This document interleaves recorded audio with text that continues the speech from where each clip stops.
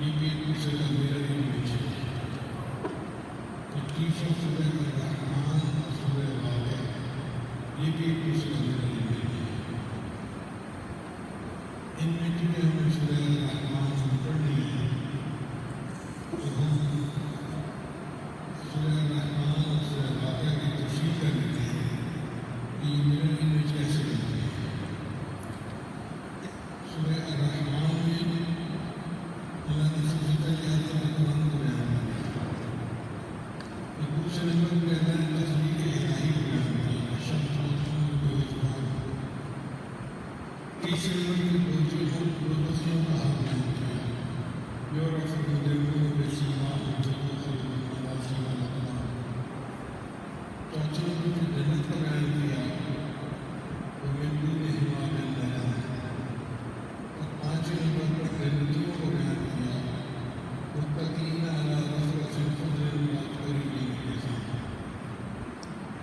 ہم اگر آپ سورہ واقعہ کو دیکھیں تو ان میں سب سے پہلے جنتیوں کا تذکرہ ہے، واصحاب الیمین ما اصحاب الیمین۔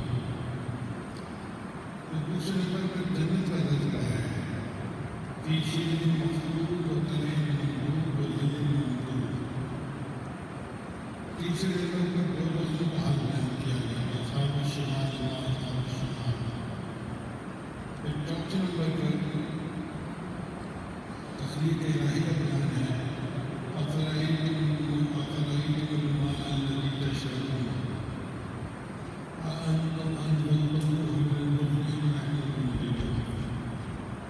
پانچویں نمبر پر قرآن مجید کا تذکرہ ہے، إنه لقرآن کریم فی کتاب مکنون لا یمسہ إلا المطہرون۔ تو ٹوٹل تین سورہ الرحمن میں تھی، 1 2 3 4 5۔ سورہ واقعہ میں 5 4 3 2 1 وہی ڈپٹی میں ایکسنٹ۔ تو گویا یہ چیزیں ایک دوسرے کا mirror image ہے۔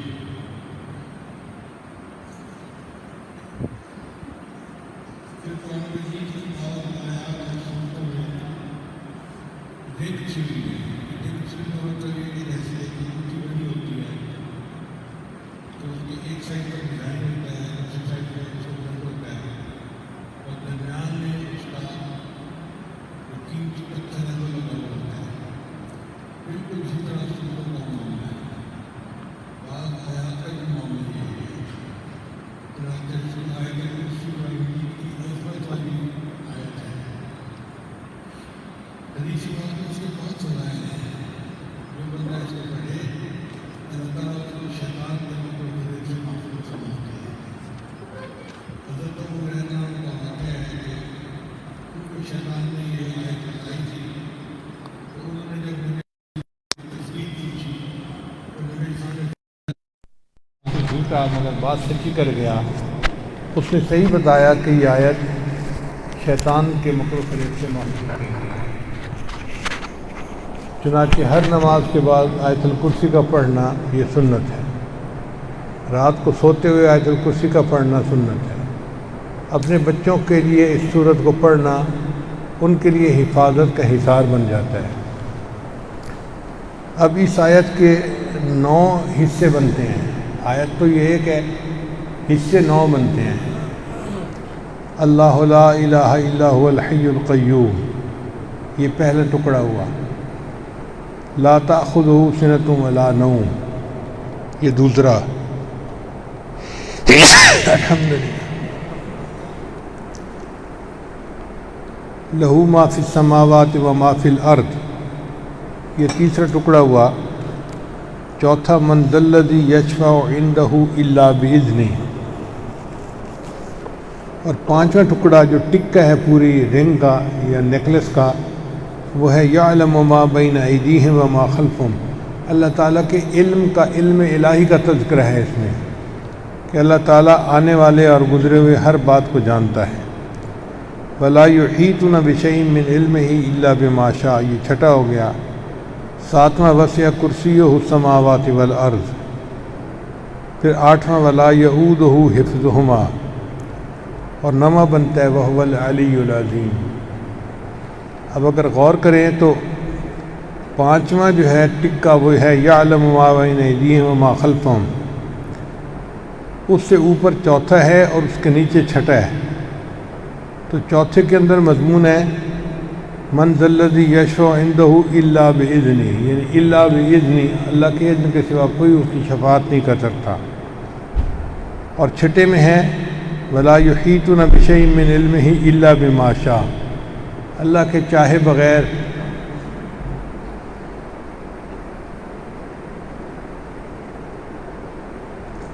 کچھ نہیں ہو سکتا۔ دیکھیں الا باذنہ اور الا بما شاء ایک جیسا مضمون آ گیا۔ پھر تیسرے میں آئے تو اس میں فی السماوات وما فی الارض کا مضمون آتا ہے۔ اور اگر ساتویں ٹکڑے کو دیکھیں تو اس میں ہے وسع کرسیہ السماوات والارض، ادھر بھی السماوات والارض، ادھر بھی السماوات والارض۔ پھر اگر دوسرے ٹکڑے کو دیکھیں تو ہے لا تأخذہ، اللہ کو نہ نیند آتی ہے نہ اونگ آتی ہے۔ اور یہ آٹھواں اگر ٹکڑا دیکھیں تو اس میں ہے ولا یعودہ حفظہما، تو لا تأخذہ اور لا یعودہ ایک جیسا مضمون ہے۔ پھر اگر پہلے ٹکڑے کو دیکھیں تو اس میں ہے لا الہ الا هو الحی القیوم، اللہ تعالیٰ کے اسماء الحسنہ کا تذکرہ ہے۔ اور آخری ٹکڑے کو دیکھیں تو وہو العلی العظیم، وہ بھی اللہ تعالیٰ کے اسماء الحسنہ کا تذکرہ ہے۔ تو دیکھیں ایک درمیان کے اندر اصل پیغام تھا، اور باقی جو ہے وہ رنگ کی طرح پوری آیت جو ہے وہ خوبصورتی کے اندر بنی ہوئی ہے، یعنی جیسے جیولری بنتی ہے نا تو خوبصورت لگتی ہے، قرآن مجید کی آیات بھی اسی طرح جیولری کی مانند ہیں جو دیکھنے والے کو، پڑھنے والے کو لطف دیتی ہیں، اور ان کے حقائق جس بندے پر کھلتے ہیں وہ حیران رہ جاتا ہے، اس کے دل سے یہ بات نکلتی ہے کہ یہ واقعی اللہ ہی کا کلام ہے۔ چنانچہ عرب لوگ تو عربی زبان کے ماہر تھے، مادری زبان تھی ان کی، ان کے اگر بس میں ہوتا تو وہ قرآن مجید کی کوئی آیت، کوئی صورت بنا دیتے۔ جو اپنے بیٹوں کو، جوان بیٹوں کو جان سے قربان کرنے کے لیے تیار تھے، مسلمانوں کے سامنے لڑنے کے لیے لے آتے تھے، ان کے لیے ایک آیت کا یا ایک صورت کا بنانا کون سا مشکل کام ہے۔ انہوں نے بہت کوششیں کی لیکن ان سے کوئی صورت نہ بن سکی۔ چنانچہ جب صورت اتری الم تر کیف فعل ربک باصحاب الفیل، تو انہوں نے بھی کوشش کر کے ایک کلام بنانے کی کوشش کی، الفیل مول فیل، الفیل ومل فیل وما ادراک مل فیل، القاریہ وما القاریہ وما ادراک ما القاریہ، لیکن مضمون آگے چلا ہی نہیں۔ اس تلاش میں تھے کہ کوئی موقع ملے اور ہم اس کے مقابلے کا کلام پیش کریں اور بتائیں کہ یہ انسان کا کلام ہے، یہ اللہ کا کلام نہیں ہے۔ اتنے میں سورہ کوثر اتر آئی۔ اب سورہ کوثر کی 3 آیتیں ہیں، انا اعطیناک الکوثر ایک آیت، فصلی لربک وانحر، اور تیسرا ان شانئک هو الابتر۔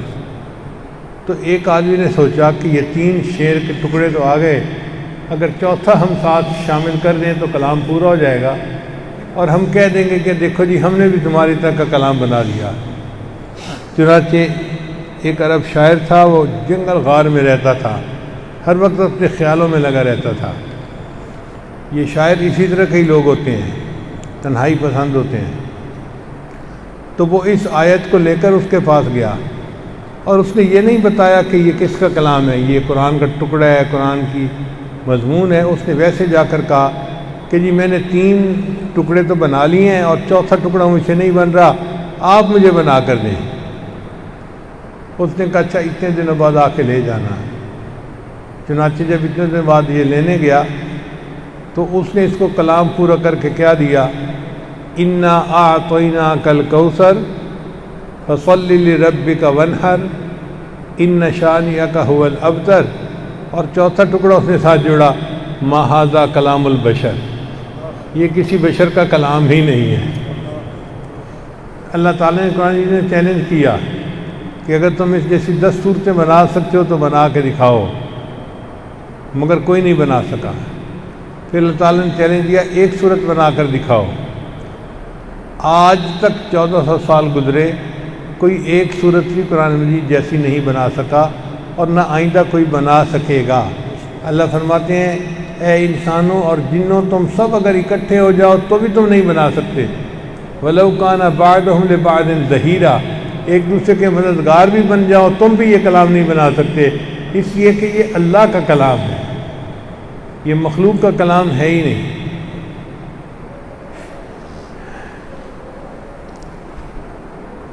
سورہ بقرہ پورے قرآن مجید کا مکھن ہے، پورے قرآن مجید کا نچوڑ ہے، لب لباب ہے۔ اب اس سورۃ بقرہ میں 9 مضامین ہیں۔ پہلا مضمون 1 آیت سے لے کے 20 نمبر آیت تک ہے، یہ مضمون ہے فیتھ ورسز ان بلیف کا۔ وَإِذَا قِيلَ لَهُمْ آمِنُوا كَمَا آمَنَ النَّاسُ۔ پھر دوسرا مضمون ہے آیت نمبر 21 سے لے کے 39 تک، یہ ہے Allah's creation and knowledge، اللہ کی تخلیق اور اس کا علم۔ هُوَ الَّذِي خَلَقَ لَكُم مَّا فِي الْأَرْضِ جَمِيعًا۔ پھر علم کے بارے میں سبحانک لا علم لنا الا ما علمتنا۔ پھر تیسرا اس کا مضمون ہے ڈیلیورنس آف لا ٹو بنی اسرائیل، یعنی اللہ نے بنی اسرائیل والوں کو احکام دیے، وَلَا تَلْبِسُوا الْحَقَّ بِالْبَاطِلِ وَتَكْتُمُوا الْحَقَّ وَأَنْتُمْ تَعْلَمُونَ۔ پھر آگے چوتھا ہے ابراہیم علیہ السلام کے بارے میں کہ اللہ نے ان کو آزمایا، وَإِذِ ابْتَلَىٰ إِبْرَاهِيمَ رَبُّهُ بِكَلِمَاتٍ۔ اس کے بعد 5واں ٹکڑا جو ہے نا مضمون، وہ پوری صورت کا لب لباب ہے، اور اس میں کیا مضمون ہے؟ اللہ فرماتے ہیں فَلَنُوَلِّيَنَّكَ قِبْلَةً تَرْضَاهَا، اے میرے محبوب جو آپ چاہتے تھے ہم نے آپ کی چاہت کے مطابق قبلے کو بدل دیا۔ آج کے بعد بیت المقدس قبلہ نہیں بلکہ کعبہ جو ہے پوری دنیا کا قبلہ وہی ہوگا۔ تو یہ بہت بڑی بات ہے، یعنی اب تک جتنے ادیان تھے ان سب کا قبلہ ایک جگہ تھا، اب اس قبلے کو بدل کے دوسری جگہ قبلہ بنا دیا گیا۔ اس کا مطلب یہ کہ اللہ نے ایسا دین عطا کر دیا جس نے پہلے تمام ادیان کے احکام کو منسوخ کر دیا، اور اب قیامت تک کے لیے یہی دین چلے گا۔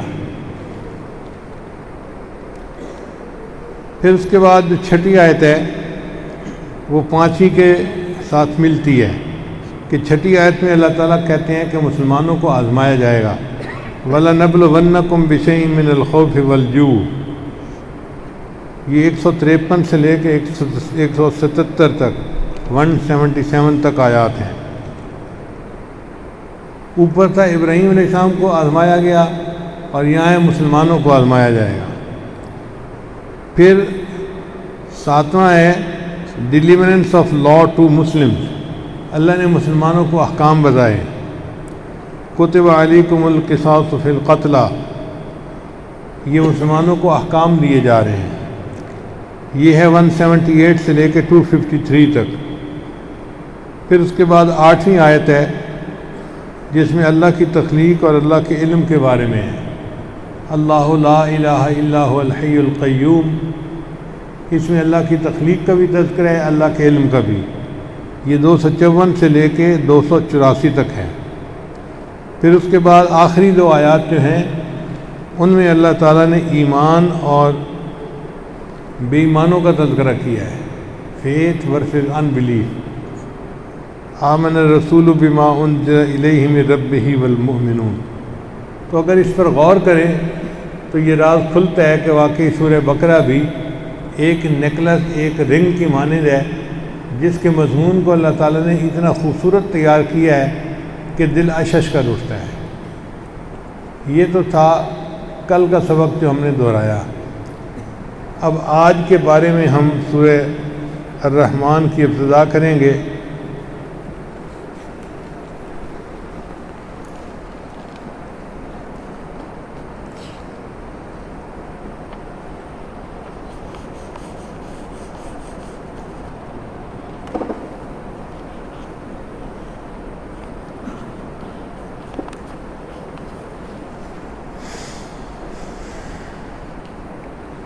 بسم اللہ الرحمن الرحیم۔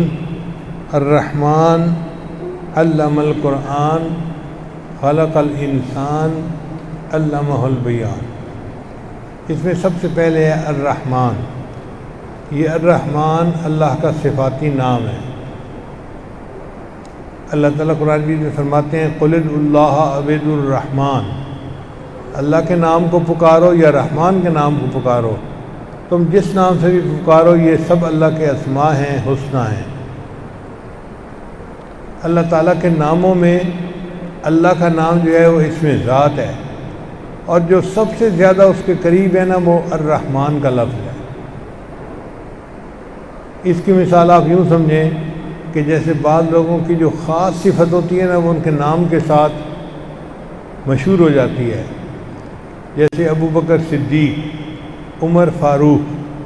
تو یہ فاروق جو ہے یہ صفاتی نام ہے، مگر یہ فاروق والی نسبت ان کے اندر اتنی گہری تھی کہ یہ نام کا حصہ بن گئی۔ اسی طرح اللہ تعالیٰ کے نام میں الرحمن کا لفظ اتنا گہرا تعلق رکھتا ہے کہ اللہ تعالیٰ کے نام کے بعد دوسرا نام الرحمن بنتا ہے۔ اللہ تعالیٰ کی دو طرح کی رحمتیں ہیں مخلوق کے اوپر، ایک ہے رحمت سابقہ اور ایک ہے رحمت لاحقہ۔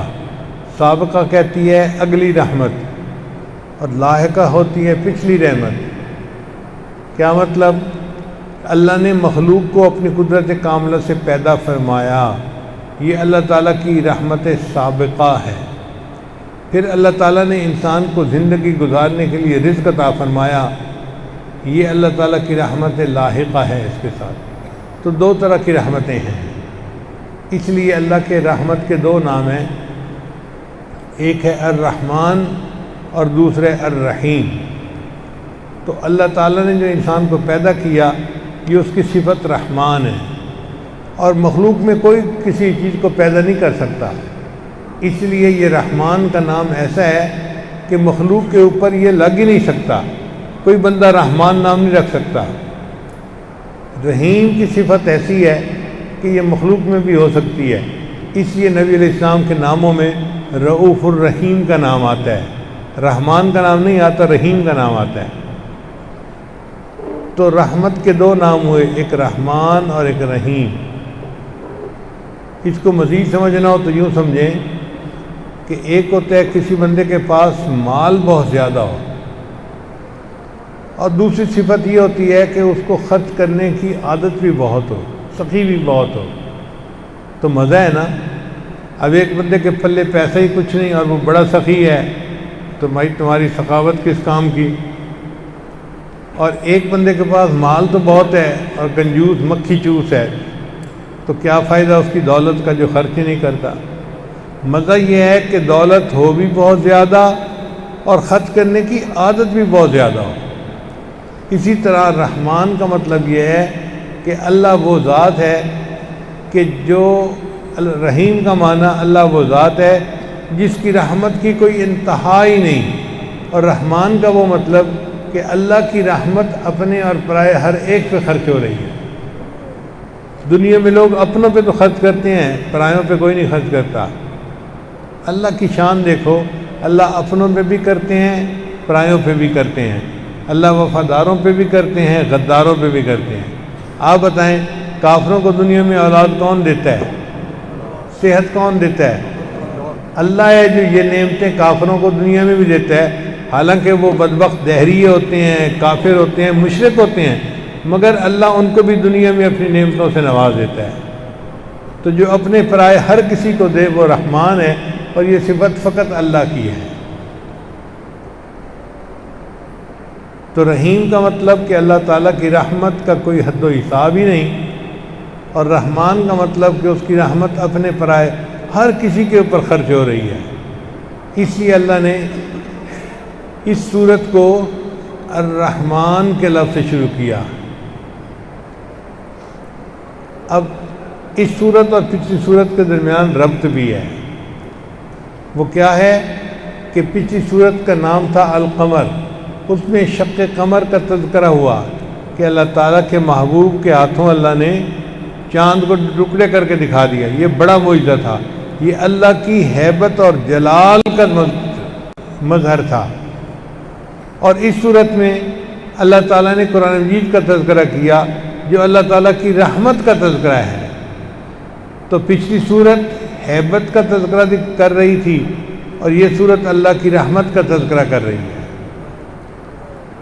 پھر ایک اور بات کہ سورہ قمر کے اندر اللہ نے کئی دفعہ ڈرایا ایمان والوں کو، فَكَيْفَ كَانَ عَذَابِي وَنُذُرِ، کیسے عذاب ہوگا اور کیسے جو ہے وہ ڈرانا ہوگا ہمارا۔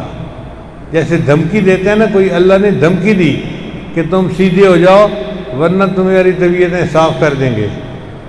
فَكَيْفَ كَانَ عَذَابِي وَنُذُرِ، چونکہ کئی دفعہ اللہ نے یہاں پر اپنے بندوں کو دھمکیاں میں سمجھایا، تو سورہ الرحمن میں اللہ نے پیار سے ان کو سمجھایا۔ چنانچہ سورہ الرحمن میں فَبِأَيِّ آلَاءِ رَبِّكُمَا تُكَذِّبَانِ، اس آیت کو بار بار اللہ نے دہرایا، اور جو کیف کان عذابی و نذر کی دھمکی دی اس کے بدلے میں اللہ نے رحمت کا معاملہ کر دیا۔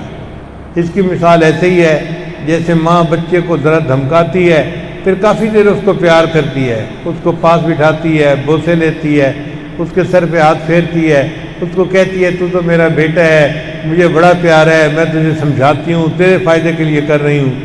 اگر اس نے دھمکانے میں 1 منٹ لگایا تھا تو بچے کو سمجھانے میں پھر 10 منٹ لگا دیتی ہے۔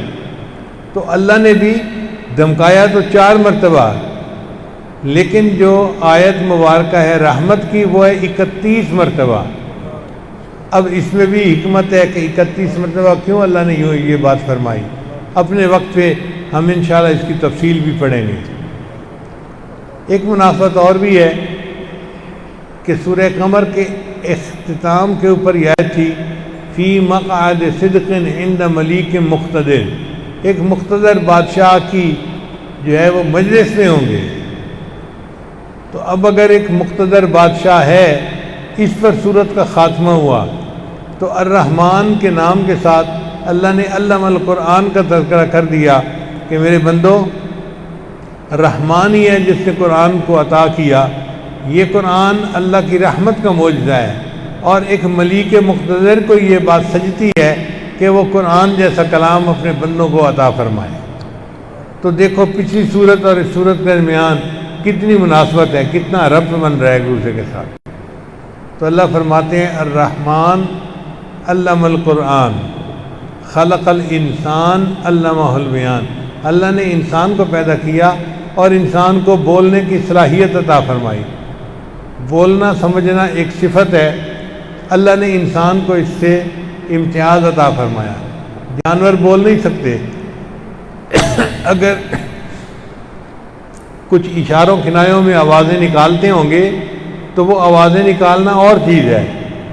انسان تو باقاعدہ تفصیل کے ساتھ بات کرتا ہے اور اپنی باتوں میں اپنے جذبات کو بھی شامل کر دیتا ہے۔ پتہ چلتا ہے کہ بات کرنے والا محبت سے بات کر رہا ہے یا سختی سے بات کر رہا ہے یا اداس ہے یا یہ اس وقت بڑا پریشان ہے یا خوش ہے، اس کے جذبات اس کے الفاظ سے ٹپک رہے ہوتے ہیں۔ یہ بولنے کی صفت فقط اللہ نے انسانوں کو عطا فرمائی یا جنوں کو عطا فرمائی، باقی کسی مخلوق کو نہیں ملی۔ مگر اس میں حیران کن بات یہ ہے کہ اللہ نے پہلے تذکرہ کیا کہ اللہ نے قرآن کا علم عطا کیا، اور پھر تذکرہ کیا کہ اللہ نے انسان کو پیدا کیا اور اس کو اللہ نے بولنے کی صلاحیت عطا فرمائی۔ تو انسان کی پیدائش کا تذکرہ بعد میں اور انسان کو قرآن عطا کرنے کا تذکرہ پہلے ہے۔ تو عقل حیران ہوتی ہے آخر اس میں کیا حکمت ہے بھائی؟ تو علماء نے اس کی 2 توجیحات کی ہیں۔ پہلی وجہ کہ اس میں ترتیب مرتبی ہے۔ کیا ہے اس میں؟ ترتیب مرتبی۔ کیوں؟ کہ اللہ نے فرمایا علم القرآن، تو اس کا مصداق کون ہے؟ نبی علیہ السلام ہے۔ اللہ نے نبی علیہ السلام کو قرآن عطا کیا، تو علم القرآن کا مصداق کون بنا؟ نبی علیہ السلام بنے۔ خلق الانسان، اس کا مصداق آدم علیہ السلام بنے، اور علامہ البیان اس کا مصداق ساری مخلوق بنی۔ اب آپ اگر مرتبے کے حساب سے دیکھیں تو سب سے اونچا مرتبہ کس کا ہے؟ نبی علیہ السلام کا، اس کے بعد مرتبہ آدم علیہ السلام کا، اور اس کے بعد مرتبہ باقی مخلوق کا۔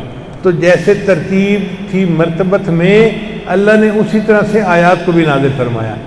الرحمن علم القرآن خلق الانسان علمہ البیان۔ اور دوسری توجیہ علماء نے یہ بیان کی ہے کہ اللہ نے 3 نعمتوں کا اظہار کیا کہ میں نے انسان کو کلام بھی دیا، میں نے انسان کو پیدا بھی کیا، اور انسان کو بیان کی صلاحیت بھی دی۔ اب ان تینوں میں سب سے چھوٹی ہے بولنے کی صلاحیت کا ملنا، پھر اس سے اوپر ہے انسان کی پیدائش کا ہونا، اور پھر اس سے بھی اوپر ہے انسان کو قرآن مجید کا علم حاصل ہونا۔ تو اللہ نے وہ جو ترتیب تھی نا طبعی، اس کا بھی خیال رکھا۔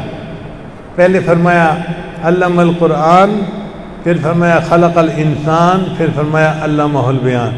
تو نعمتوں کی ترتیب سے دیکھیں تو بھی بات صحیح نکلتی ہے، اور اگر مرتبے کی ترتیب کو دیکھیں تو بھی بات ٹھیک نکلتی ہے۔ تو یہ نقطہ سمجھ میں آ گیا کہ اللہ نے قرآن مجید کا تذکرہ پہلے کیا اور انسان کی پیدائش کا تذکرہ بعد میں کیا۔ یہاں تک بات سمجھ میں آ گئی۔ اب ایک نقطہ اور سمجھنے والا ہے کہ اس صورت میں تو اللہ نے انسان کی تخلیق کا تذکرہ بعد میں کیا، علم کا تذکرہ پہلے کیا، لیکن سورہ علق میں اللہ نے تخلیق کا تذکرہ پہلے کیا، علم کا تذکرہ بعد میں کیا۔ اقرأ بسم ربک الذی خلق خلق الانسان من علق اقرأ وربک الاکرم الذی علم بالقلم علم الانسان ما لم یعلم۔ وہاں تخلیق کا تذکرہ پہلے ہے، علم کا بعد میں ہے۔ یہاں پر علم کا پہلے ہے، تخلیق کا بعد میں ہے۔ یہ بات سمجھ آ رہی ہے نا؟ تو آخر تضاد کیوں ہے دونوں جگہوں پر؟ تو طالب علم کے لیے یہ ایک مسئلہ ہوتا ہے، عقل حیران ہے کہ بھئی ایسا کیوں ہے، مگر مفسرین نے اس کا جواب دیا۔ جواب یہ ہے کہ سورہ علق میں جس علم کا تذکرہ ہے وہ ہے الذی علم بالقلم، علم وہ جو قلم کے ساتھ استعمال ہوتا ہے، حاصل ہوتا ہے، اور وہ مادے کا علم ہے۔ ایک ہوتا ہے ادیان کا علم، ایک ہوتا ہے ابدان کا علم۔ وہ جو ابدان کا علم ہے نا، اس کے لیے قلم کی ضرورت پڑتی ہے۔ قرآن مجید کو سیکھنے کے لیے قلم کی کوئی ضرورت نہیں۔ قرآن مجید فقط زبان سے بولا جاتا ہے اور کان میں سنا جاتا ہے اور سمجھ میں آ جاتا ہے۔ اس کے لیے پین پینسل کی ضرورت ہی نہیں۔ کوئی ہے ایسی جگہ جہاں ڈرائنگ بنا کے سمجھانا پڑے قرآن، کوئی ضرورت ہی نہیں پڑتی۔ لیکن جو علم ڈرائنگیں بنانی پڑتی ہیں، اسکیچ بنانے پڑتے ہیں، سکھانا پڑتا ہے، وہ علم قلم ہے، وہ ہے سائنس کا علم، مادے کا علم۔ تو جہاں مادے کا علم تھا وہاں اللہ نے تخلیق کا تذکرہ پہلے کیا، اس مادی علم کا تذکرہ بعد میں کیا، اور جہاں قرآن مجید کا علم تھا وہاں اللہ نے علم کا تذکرہ پہلے کیا، انسان کی پیدائش کا تذکرہ بعد میں کیا۔ تو دونوں صورتوں میں باتیں بالکل سچ اپنی جگہ ٹھیک ہیں، مگر فرق ہے علم کے مرتبے کا، کہ اللہ کے ہاں جو علم قرآن کا مرتبہ ہے اس کے برابر میں کوئی اور دوسرا علم نہیں ہو سکتا۔ یہ بات سمجھ میں آ گئی؟ کیوں جی؟ پوچھ لیں آج اگر کوئی بات پوچھنی ہے، ورنہ کل سے ہم نے سوال بھی پوچھنے شروع کر دینے ہیں، اور امید ہے مجمع یہ اور آدھا ہو جائے گا۔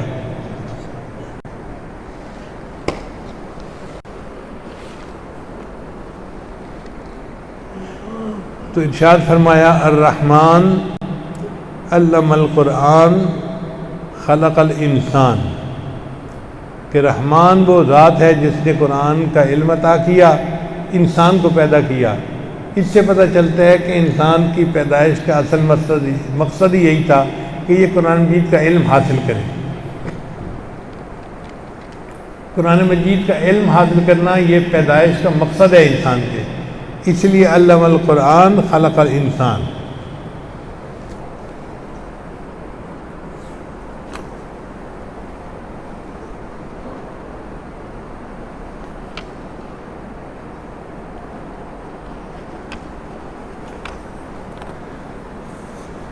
انسان کی تخلیق بھی اللہ تعالیٰ کا ایک عجوبہ ہے۔ انسان کے جسم میں 206 ہڈیاں ہیں، 150 مسل ہیں اور 360 ہڈیوں کے جوڑ ہیں۔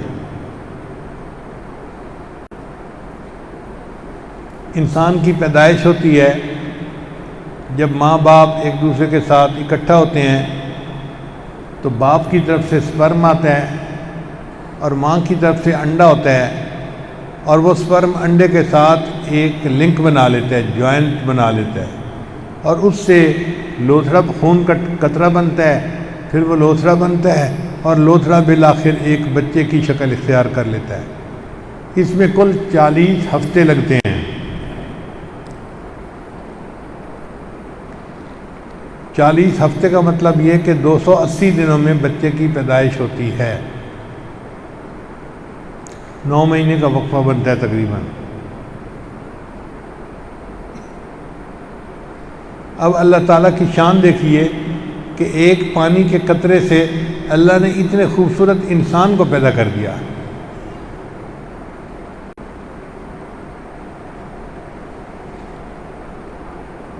انسان کے جسم میں کئی نظام ہیں، ایک ہے سرکولیٹری سسٹم، دوسرے نروس سسٹم، تیسرا ریسپریٹری سسٹم، چوتھا ہے یورینری سسٹم، پانچویں ہے ڈائجسٹو سسٹم اور چھٹا ہے ریپروڈکٹیو سسٹم۔ یہ 6 سسٹم ہیں جو انسان کے اندر کام کر رہے ہوتے ہیں۔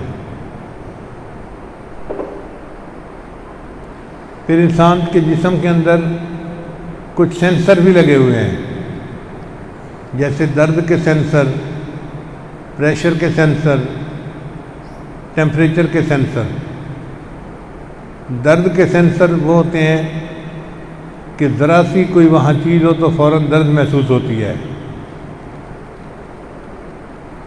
اور ان کی تعداد 2 لاکھ ہے۔ سبحان اللہ، اللہ نے انسان کی جلد میں 2 لاکھ درد کے معلوم کرنے والے سینسر رکھے ہیں، اور ٹیمپریچر کے سینسر بھی ہیں۔ اسی لیے اگر ٹھنڈی انگلی جسم کے کسی حصے پر لگائی جائے تو بندے کو فوراً محسوس ہو جاتا ہے کہ کسی نے جسم کو چھوا ہے اور ٹھنڈی جگہ ٹھنڈک محسوس ہو رہی ہے۔ اسی طرح اگر پریشر پڑے کسی بھی جگہ، اس کو کمپریس کیا جائے، دبایا جائے، تو بھی انسان کو پتہ چل جاتا ہے۔ یہ جو انسان کے ٹیمپریچر کے سینسر ہیں نا، 2 لاکھ، یہ نبی علیہ السلام نے 1400 سال پہلے بتا دیے ہیں۔ قرآن مجید میں ہے کلما نضجت جلودہم بدلناہم جلودا غیرہا لیذوقوا العذاب۔ اللہ تعالیٰ دوزخیوں کو جہنم کی آگ میں جلائیں گے تو ان کی جلد جل جائے گی۔ اللہ فرماتے ہیں ہم ان کی جلد کو دوبارہ ٹھیک کر دیں گے تاکہ ان کو پھر جلنے کی دوبارہ تکلیف محسوس ہو۔ اس کا مطلب یہ کہ جلد کے اوپر تکلیف کے سینسر جو ہیں وہ قرآن پاک سے ثابت ہیں۔ 1400 سال پہلے بتا دیے، جب انسان کو جسم کا پتہ ہی نہیں تھا، اس وقت نبی صاحب نے بتا دیا کہ تمہارے جسم کے اوپر سینسر ہیں جو انسان کو تکلیف کے بارے میں بتاتے ہیں۔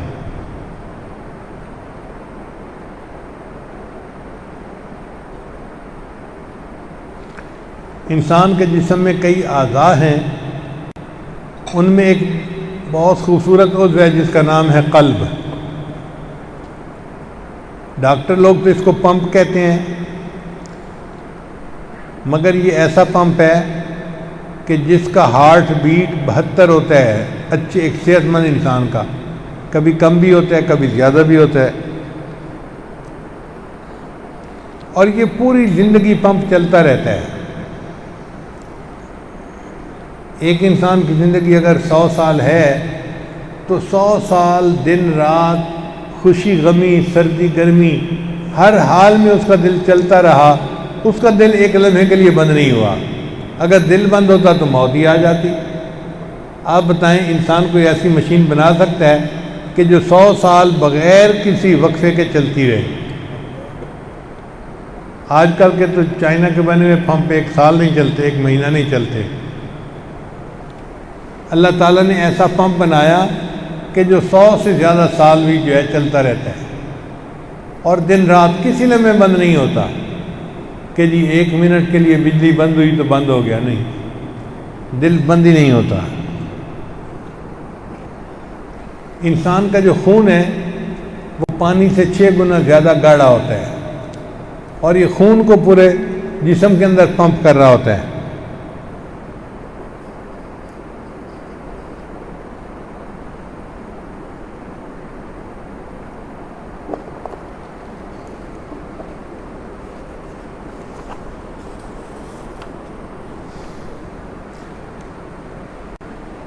جسم کے ہر سیل میں ہارٹ نے خون پہنچانا ہوتا ہے۔ چنانچہ ڈاکٹروں نے لکھا ہے کہ اگر کسی بندے کا وزن 1 کلو بڑھ جائے تو اس کی جو نالی ہے نا خون کی، وہ 16 کلومیٹر بڑھ جاتی ہیں پہلے کی نسبت۔ یعنی 1 کلومیٹر وزن کا بڑھنا جسم کے اوپر اتنا بوجھ پڑتا ہے کہ 16 کلومیٹر شریانیں اور بڑھ جاتی ہیں۔ ہر کلو وزن بڑھتا جاتا ہے تو 16 کلومیٹر اور جسم کو دل کو اپنا خون پمپ زیادہ کرنا پڑتا ہے، تو دل کے اوپر کتنا بوجھ ہوتا ہوگا۔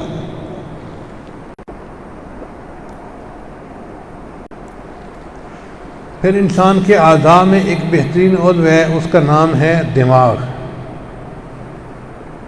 یہ دنیا کا سب سے زیادہ پاورفل کمپیوٹر ہے، تیز ترین کمپیوٹر ہے۔ جو عام کمپیوٹر ہے نا، عام کمپیوٹر، ان کی رفتار ہوتی ہے 1.5 گیگا ہرٹز۔ عام کمپیوٹر کی کتنی رفتار ہوتی ہے؟ 1.5 گیگا ہرٹز۔ اور جس کو سپر کمپیوٹر کہتے ہیں، جس کے ذریعے انسان چاند پر پہنچا اور خلائی سفر کرتا ہے، اس سپر کمپیوٹر کی رفتار ہوتی ہے 300 گیگا ہرٹز۔ اور انسان کا جو دماغ ہے، اس کی پروسیسنگ سپیڈ 3000 گیگا ہرٹز ہے۔ ہر انسان کے دماغ کی سپیڈ 3000 گیگا ہرٹز ہے، یعنی سپر کمپیوٹر سے بھی 100 گنا زیادہ۔ پھر ہم آج کل فلیش ڈرائیوز اور باقی ڈرائیو لیے پھرتے ہیں، اور یہ 5 گیگا ہرٹز کی ہے، یہ 10 گیگا ہرٹز کی ہے۔ انسان کا دماغ کی میموری کتنی ہے؟ 2.5 million gigahertz. 2.5 million gigahertz, اتنی اللہ نے انسان کو میموری عطا کی ہے۔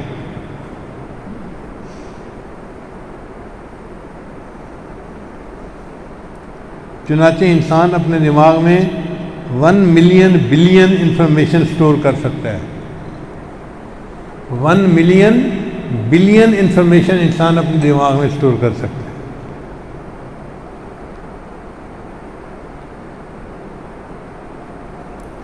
یہ بھی اللہ کی شان ہے کہ دماغ کا جو رائٹ کا حصہ ہے وہ انسان کے لیفٹ سائیڈ کے جو اعضاء ہیں ان کو کنٹرول کرتا ہے، اور جو انسان کا لیفٹ سائیڈ کا حصہ ہے وہ انسان کے رائٹ سائیڈ کے اعضاء کو کنٹرول کرتا ہے۔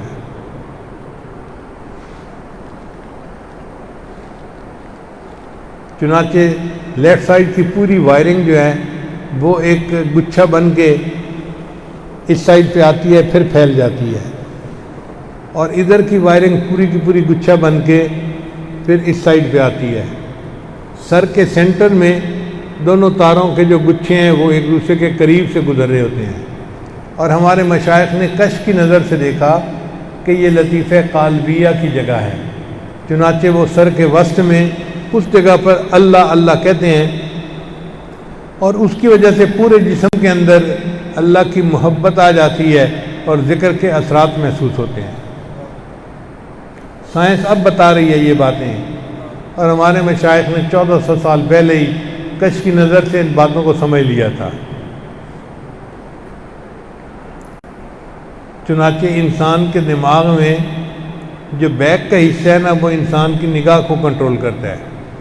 اس لیے اگر انسان کے سر کے پیچھے کوئی تھپڑ لگائے یا ڈنڈا مارے تو اس بندے کی بینائی ختم ہو سکتی ہے، یا بچہ ایسے پیچھے کر کے گرے، زمین کے اوپر ٹھوکر لگے تو اس کی بینائی چلی جاتی ہے، اندھا ہو جاتا ہے بچہ، کیونکہ دماغ کے پچھلے حصے کا تعلق بینائی کے ساتھ ہے۔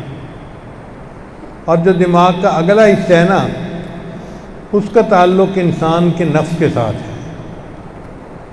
چنانچہ انسان کو جو غصہ آتا ہے تو اس کا تعلق دماغ کے اگلے حصے کے ساتھ ہے۔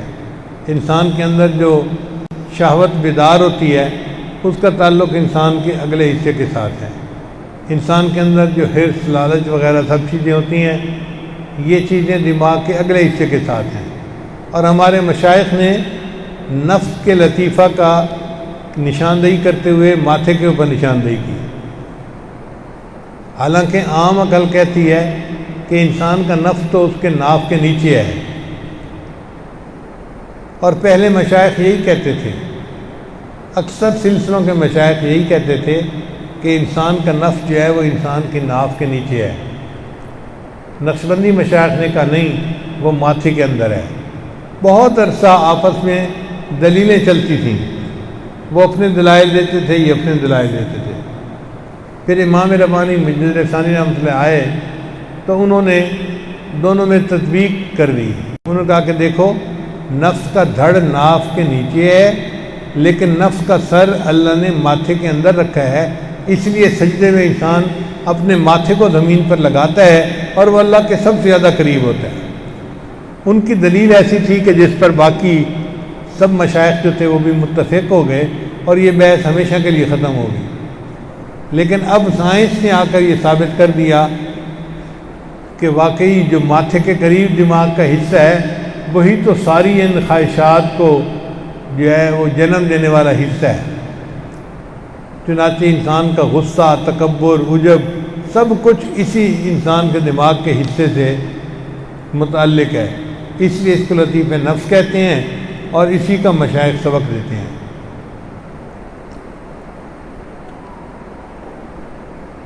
انسان کے دماغ کے اندر لاکھوں نیورونز ہیں۔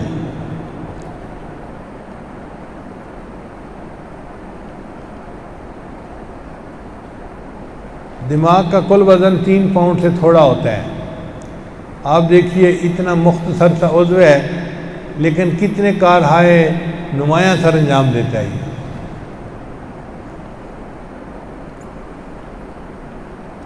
اور عجیب بات ہے کہ جسم کے 4% برین سیل جو ہے وہ کام کرتے ہیں اور باقی سارے 96% فارغ ہوتے ہیں،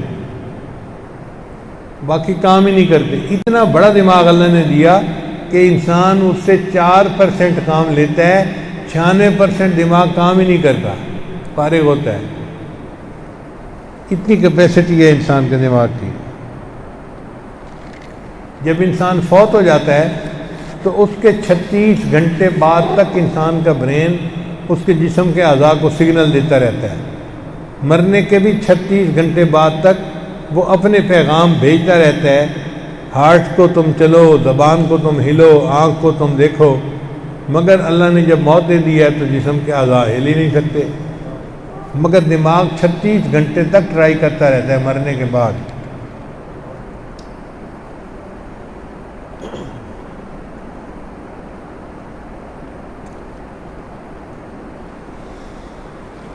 تو یہ تفصیل تھی خلق الانسان، اللہ نے انسان کو پیدا کیا۔ پھر آگے فرمایا علمہ البیان، اللہ نے اس کو بیان کا علم عطا فرمایا، یعنی پڑھنا پڑھانا، ایک دوسرے کی بات کو سمجھنا، یہ اللہ نے صلاحیت عطا فرمائی۔ چنانچہ انسان اپنا معافی ضمیر دوسروں کے سامنے بیان کر سکتا ہے اور صحیح الفاظ میں ان کو کھول کر بیان کرتا ہے۔ یہ جو اللہ نے انسان کو آواز عطا کی یہ بڑی اللہ کی نعمت ہے۔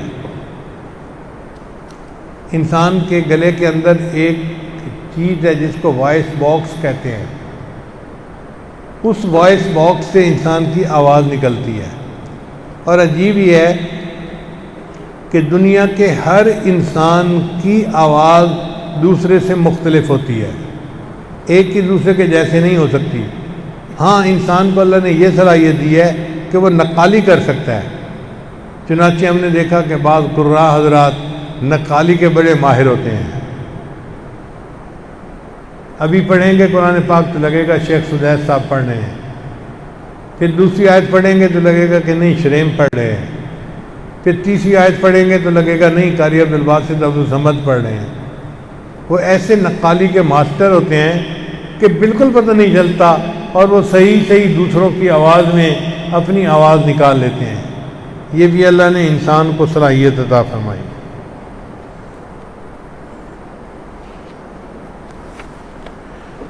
آواز کے اندر جو ترنم ہے یہ اللہ کی دین ہے، جس کو چاہیں اللہ عطا فرماتے ہیں۔ چنانچہ اللہ تعالیٰ نے داؤد علیہ السلام کو ایسی آواز عطا فرمائی کہ پوری کائنات میں کسی اور کی آواز ایسی نہیں تھی۔ وہ جب زبور پڑھتے تھے تو پرندے ان کے کندھے پہ آ کے بیٹھ جاتے تھے۔ جیسے یوسف علیہ السلام کو اللہ نے حسن میں امتیاز عطا فرمایا، ایسے داؤد علیہ السلام کو اللہ نے آواز میں امتیاز عطا فرمایا۔ اس لیے لحن داؤدی مشہور ہے کہ لحن داؤدی سے مراد داؤد علیہ السلام کی ترنم والی آواز۔ اور ہم نے واقعی دیکھا ہے کہ بعض لوگوں کو اللہ یہ نعمت دیتا ہے۔ مجھے اپنی زندگی میں قاری عبدالباسط عبدالصمد کے ساتھ 1 مہینہ گزارنے کا موقع ملا امریکہ میں۔ وہ قرآن مجید کی تلاوت کرتے تھے اور میں کبھی اردو کبھی انگلش اس سے متعلقہ کچھ بیان کر دیتا تھا۔ مجھ سے بہت محبت کرتے تھے، وہ میرا نام نہیں لیتے تھے، انہوں نے میرا نام رکھا ہوا تھا رجل صالح۔ ہمیشہ پوچھتے تھے این رجل صالح۔ نماز پڑھانے کا وقت آتا میں انہیں کہتا جی کہ آپ نماز پڑھائیں۔ وہ کہتے یہ کیسے پاسبل ہے کہ آپ کی موجودگی میں نماز پڑھاؤں، آپ پڑھائیں گے؟ تو میں تو قرات نہیں جانتا صحیح طرح، لیکن بہرحال وہ میری غلطیوں پہ صبر کر لیتے تھے اور میں نماز پڑھا دیتا تھا۔ ان کے اندر میں نے ایک خوبی دیکھی، ہر وقت قرآن کی تلاوت کرتے رہتے تھے، ہر وقت۔ یعنی ہم لوگ تو رمضان میں وقت کا خیال کرتے ہیں نا کہ جی قرآن پڑھیں فارغ نہ بیٹھیں، ان کی پوری زندگی کا یہ معمول تھا۔ ہم نے اندازہ لگایا کہ وہ شاید 1 قرآن مجید روزانہ پڑھنے کے عادی تھے۔ ان کے بیٹے سے ہم نے پوچھا، اس نے کہا جی ابو تو ہر وقت بیٹھے قرآن پڑھ رہے ہوتے ہیں، امی کوئی بات پوچھتی ہے تو وہ تلاوت کو ایک جگہ روک کر جواب دیتے ہیں، پھر پڑھنا شروع کر دیتے ہیں۔ امی کہتی ہے ان سے تو بات کرنے کا مزہ ہی نہیں ہے، جواب ہی نہیں دیتے صحیح طریقہ۔ اور ان سے پوچھیں تو وہ کہتے ہیں بھائی میں اللہ کا قرآن پڑھ رہا ہوں، مجھے باتیں کرنے کی ضرورت ہی کیا ہے، مجھے کوئی ضرورت نہیں باتیں کرنے کی۔ ہم دن رات کے کسی بھی حصے میں جب گئے ان کو ملنے کے لیے، ہم نے دیکھا کہ وہ بیٹھے قرآن پڑھ رہے ہیں۔ میں نے اپنی زندگی میں اتنا قرآن پاک پڑھتے بہت کم لوگوں کو دیکھا ہوگا۔ ایک بات مجھے اکثر جو ہے وہ پریشان کرتی تھی کہ اگر نیکی ان کی طبیعت میں اتنی ہے، کوئی فالتو بات نہیں، کوئی دنیا کی بات نہیں، سیاست کی بات کرو تو وہ ایسے بونگے بن کے بیٹھے ہوتے تھے جیسے پتہ ہی نہیں ان کو کیا ہو رہا ہے، کوئی دلچسپی تھی نہیں، تو یہ داڑھی کیوں مونڈتے ہیں؟ تو بعد میں انہوں نے کہا کہ علماء جو مصر کے ہیں ان کو ایک علمی مغالطہ ہے، وہ داڑھی کو سنت نہیں سمجھتے یا واجب نہیں سمجھتے جس طرح ہم سمجھتے ہیں۔ وہ سمجھتے ہیں کہ داڑھی اس لیے رکھی جاتی ہے کہ مرد اور عورت کے درمیان فرق ہو سکے، دیکھنے سے پتہ چلے یہ مرد ہے اور جس کی داڑھی نہیں یہ عورت ہے۔ چنانچہ مصر کے علماء کو آپ دیکھیں گے تو وہ داڑھی اور مونچھ اکٹھی کبھی نہیں مونڈیں گے۔ کوئی عالم آپ کو ایسا نہیں ملے گا جو مونچھ بھی مونڈتا ہو اور داڑھی بھی مونڈتا ہو۔ وہ داڑھی مونڈیں گے تو مونچھ ضرور رکھیں گے، اور وہ کہتے ہیں کہ جی مونچھوں کے رکھنے سے پتہ چل جاتا ہے یہ عورت نہیں ہے، تو داڑھی کا مقصد پورا ہو گیا۔ شاید یہی مغالطہ علامہ اقبال کو بھی لگا ہوگا، ورنہ اس کے اندر تو ایمان بہت مضبوط تھا، لیکن داڑھی جو شیو کرتا تھا وہ اسی علم مغالطے کی وجہ سے کرتا ہوگا۔ اس لیے مصر میں جو مفتی اعظم ہوتا ہے وہ بھی داڑھی منڈا ہوتا ہے۔ تو یہ علمی مغالطہ ہے جو ان علماء کو لگا۔ ہمارے علماء کو اللہ تعالیٰ نے اس میں بہت صحیح جگہ پر پہنچایا، اور انہوں نے لکھا کہ داڑھی رکھنا تو واجب ہے، البتہ 1 مٹھ تک اس کو بڑھانا یہ سنت ہے، اور صحیح مسئلہ بھی یہی ہے۔ تو بہرحال ان کی ہم نے قرأت مختلف موقعوں پہ سنی۔ ایک دفعہ ہم نے ایک جگہ کھانا کھایا تو ایک ہمارے دوست تھے، وہ قاری صاحب کو کہنے لگے کہ آج سورہ الرحمن کی تلاوت سنائیں۔ ہمیں برا لگا کہ لوگ ایسے ہی فرمائشیں کر دیتے ہیں، پتہ نہیں دوسرے کی طبیعت بحال ہے یا نہیں، فریش ہونا بھی تو ضروری ہوتا ہے نا۔ لیکن قاری صاحب سنبھل کے بیٹھ گئے اور انہوں نے سورہ الرحمن کی تلاوت کی اور دل خوش ہو گیا۔ کیا اللہ نے ان کو آواز عطا کی تھی۔ ہم تو پاس بیٹھ کے سنتے تھے نا ایسے، جو آپ کیسٹوں میں سنتے ہیں وہ ہم پریکٹیکلی ان کے پاس بیٹھ کے سنتے تھے۔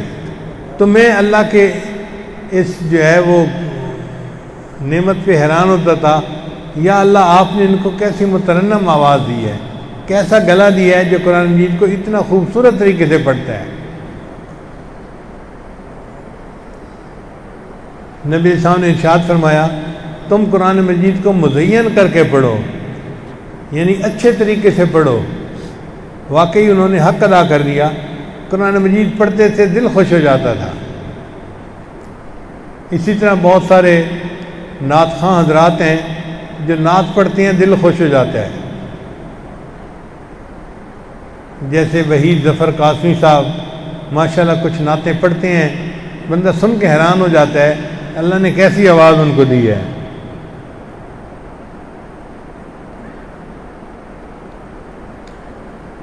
کچھ حضرات کا بیان بھی ایسا ہوتا ہے جو دلوں کو موہ لیتا ہے۔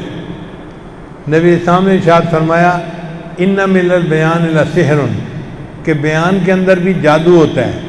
تو بعض لوگ وعظ کرتے ہیں مگر ان کی باتوں میں واقعی جادو ہوتا ہے، دوسرے بندے کا دل وہ موہ لیتے ہیں۔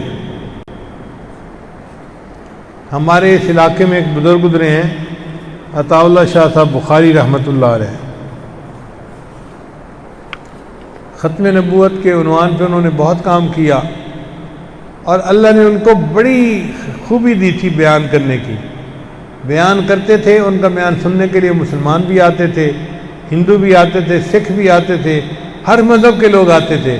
ان کا بیان اتنا لذیذ ہوتا تھا، ہر بندہ اس بیان کو سننے کو پسند کرتا تھا۔ چنانچہ ایک مرتبہ علی گڑھ میں ان کا بیان رکھ لیا گیا۔ اب علی گڑھ والے لوگ ذہنی طور پہ عطا اللہ شاہ صاحب بخاری کے مخالف تھے، لیکن کچھ لوگوں نے پروگرام رکھ لیا۔ جب اعلان ہوا تو دھوم مچ گئی جی کہ عطا اللہ شاہ صاحب علی گڑھ یونیورسٹی میں آ رہے ہیں۔ جو مخالفین کا ٹولہ تھا انہوں نے بڑی محنت کی کہ جی کچھ بھی ہو ہم نے ان کو بیان نہیں کرنے دینا۔ چنانچہ انہوں نے طلباء کو اچھی طرح برانگیختہ کیا کہ جب وہ بیان کے لیے آئیں تو تم نے شور مچانا ہے کہ ہم نے بیان نہیں سننا۔ چنانچہ وہ بیان کیے بغیر واپس چلے جائیں گے۔ شاہ صاحب کو اس بات کا پتہ نہیں تھا۔ چنانچہ جب شاہ صاحب اپنے وقت پہ تشریف لائے تو جو اسٹیج سیکرٹری تھا اس نے اعلان کیا کہ عطا اللہ شاہ صاحب بخاری تقریر کرنے کے لیے تشریف لائے ہیں، میں ان کو دعوت دیتا ہوں کہ وہ مائک پہ تشریف لے آئیں۔ اب جب شاہ صاحب مائک پر آئے تو پورے طلباء کھڑے ہو گئے اور انہوں نے ہنگامہ کر دیا، ہم نے نئی تقریر سننی ہے، ہم نے نئی تقریر سننی ہے، ہم نے نئی تقریر سننی۔ اب طوفان بدتمیزی برپا ہو گیا۔ عطا اللہ شاہ صاحب خود بھی حیران پریشان تھے کہ یہ کیا بنا۔ چنانچہ شاہ صاحب نے ان کو کہا کہ دیکھو بچوں، میں اتنی دور کا سفر کر کے آیا ہوں، اگر آپ میرا بیان نہیں سننا چاہتے تو نہ سنیں، لیکن میں ایک رکوع قرآن پاک کا سنانا چاہتا ہوں، آپ مجھ سے ایک رکوع قرآن پاک کا تو سن لیں۔ اب یہ شاہ صاحب کی بات ایسی تھی کہ جس پہ طلباء کے دو حصے ہو گئے، ایک کہنے لگے ہم نے قرآن بھی نہیں سننا، اور دوسرے کہنے لگے کہ تم مسلمان ہو کیسے نہیں قرآن سن سکتے۔ چنانچہ جو حامی تھے قرآن سننے کے وہ غالب آ گئے اور انہوں نے شاہ صاحب کو کہا جی کہ آپ ایک رکوع قرآن سنا کے چلے جائیں، آخر اتنی دور سے آئے ہیں۔ جب شاہ صاحب کو اجازت مل گئی تو انہوں نے قرآن مجید کا ایک رکوع سنایا اور ان کی آواز میں ایسی درد تھی، ایسا سوز تھا کہ پورے مجمع کو سانپ سونگھ گیا۔ سب طلباء خاموش بیٹھے قرآن سن رہے تھے۔ جب شاہ صاحب نے قرآن پڑھ لیا تو اس کے بعد فرمایا، عزیز طلباء، آپ کے اجازت پر میں نے آپ کو ایک رکوع قرآن پاک کا سنایا ہے، اگر اجازت ہو تو میں اس کا ترجمہ بھی بتا دوں۔ تو سب خاموش رہے۔ تو پھر شاہ صاحب نے 2 گھنٹے اس رکوع کے اوپر بیان فرمایا۔ یہاں پر بیان سننے کو لوگ تیار نہیں تھے، شاہ صاحب نے وہاں بھی 2 گھنٹے اپنا معافی ضمیر بیان کیا اور وہاں پر بیان کر کے واپس تشریف لائے۔ تو یہ بیان کی صفت بھی اللہ تعالیٰ کی عجیب نعمت ہے۔ تو قرآن مجید کی آیات کا جو ہم نے تفسیر پڑھی، الرحمن علم القرآن خلق الانسان علمہ البیان، اللہ تعالیٰ ہمیں قرآن مجید کو پڑھنے سمجھنے کی توفیق عطا فرمائے، اور اللہ تعالیٰ ہمیں یہ جو بیان کی صفت ہے یہ بھی عطا فرمائے اور اس کو دین کی خدمت کے لیے قبول فرمائے۔ وآخر دعوانا ان الحمد للہ رب العالمین۔